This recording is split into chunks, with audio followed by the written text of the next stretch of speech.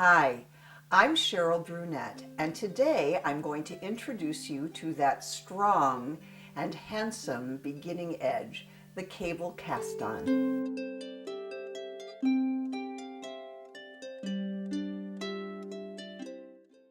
The reason I call this cast on a fraternal twin to the lace cast on is that both of them are essentially knitted on cast ons using two needles and a knitting motion.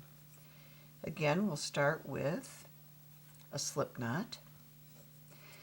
And the only thing that's different between a cable cast on and a lace cast on is where you insert, except for this first stitch, where you insert to do the knit stitch and how you mount it on the needle. Once I have the second stitch on, I can show you very easily. Rather than insert into the stitch, you insert between two stitches. You go around to knit, and rather than mount it this way, which is what we did before, remember the needles were crossed, you turn it and mount it from behind. So this actually is ready to knit again. There's also a cast on in which you just go from this knit stitch, but the cable cast on I'm showing you has special properties, and part of those special properties come from being inserted in between the two stitches. Make sure you get this nice and loose. This extra twist shortens up the stitch. Insert as if to knit between two stitches, turn it, and mount it from the needle so that both the needles are facing the same direction. This is very easy. I don't have to demonstrate it too many times. But what I do want to show you is the result. This is the lace cast on. This is the cable cast on. Now, notice that the cable cast on has really two edges to it almost. It has two layers of yarn. Also, after it's finished, it comes right up and becomes a stitch. We knit between two stitches, and yet when we change colors, and by the way, this first row was not done in green, it was done in pink. This is just the cast on here.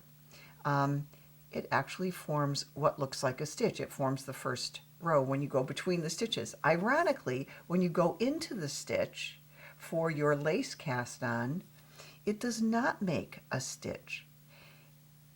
Instead, it comes up on the side of the stitch and then goes around and down into what would be the next stitch. So when I did these two swatches, I basically drew the loops out to roughly the same length. But because of that twisting and because of going between two needles, this one is considerably tighter than this one. I'm pretty successful over and over again using this one with stockinette being just the right width. This is a very durable one. Look at this side. Let's look at it from this side. It's rope-like, it's handsome. This is a lot looser, which you saw when we looked at it in a lace sample. It almost has little holes at the bottom. So even though they are closely related, they have very different properties. There is a saying that little hinges swing big doors. And a cast on is one of those little hinges. I hope that by now, after watching me do a number of different cast-ons and trying them out, that you are beginning to understand that swatching your cast-on is every bit as important as doing a gauge swatch of your main fabric. If you do a bind-off that doesn't quite work with the fabric that you're working with, it's not a huge disaster because you can just rip out that last row.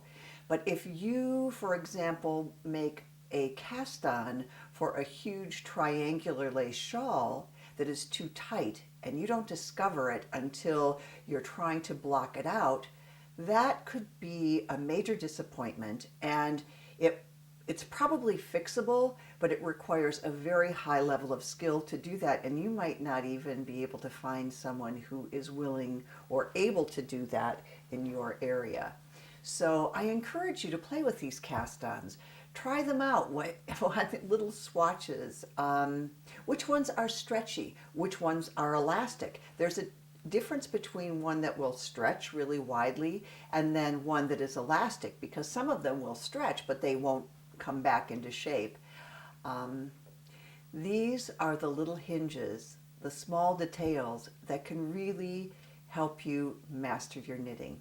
So thank you for joining me once again, and until I see you again, enjoy your knitting and play around with this stuff a little bit. Don't wait until you're in the clutch. You have to rehearse. You don't walk into the big game, the big lace shawl, without having practiced first. Bye. Thank you for joining me today, and I hope you'll join me again next time. Whoops, don't do that. Just fix your hair first, will you please?